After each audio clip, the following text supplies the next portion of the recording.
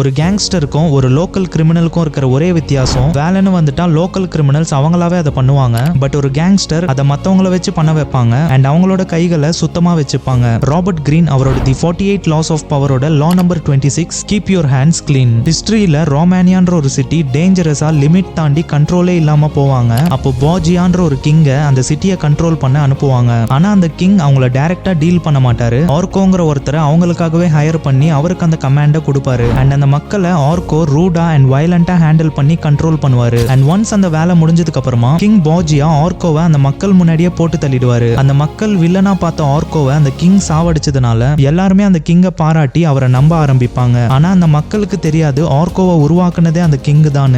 S, இன்னைக்கு politicians, business mens, leaders, உங்க higher authorities இவங்க எல்லாருமே ஃபாலோ பண்ற நம்பர் 1 ரூல் அவங்களோட கைகளை சுத்தமா வச்சுக்கிறது. இவங்க எல்லா வேலையும் பண்ண மாட்டாங்க, வெறும் நல்ல வேலைங்களை மட்டும்தான் அவங்க முன்னாடி பண்ணுவாங்க. அண்ட் அழுக்கான கிரிமினலான வேலைங்களை பக்கத்துல இருக்கிறவங்கள மேனிபுலேட் அண்ட் கண்ட்ரோல் பண்ணி பண்ண வைப்பாங்க அண்ட் அவங்களோட பேரை காப்பாத்திப்பாங்க. இந்த லா ஒரு அன்எத்திக்கலான ஒரு லா. அதனால உங்க ஹையர் அத்தாரிட்டிஸ் கிட்ட மேனிபுலேட் ஆகாம உங்களை ப்ரொடெக்ட் பண்ணிக்க மட்டுமே இந்த லாவை யூஸ் பண்ணுங்க. அண்ட் இந்த லாவை நீங்க ட்ரை பண்ணாதீங்க. ஏன்னா என்னதான் டார்க் சைக்காலஜியா இருந்தாலும் எப்பவுமே ஞாபகம் வச்சுக்கோங்க, கர்மா இஸ் அ பூமராங்.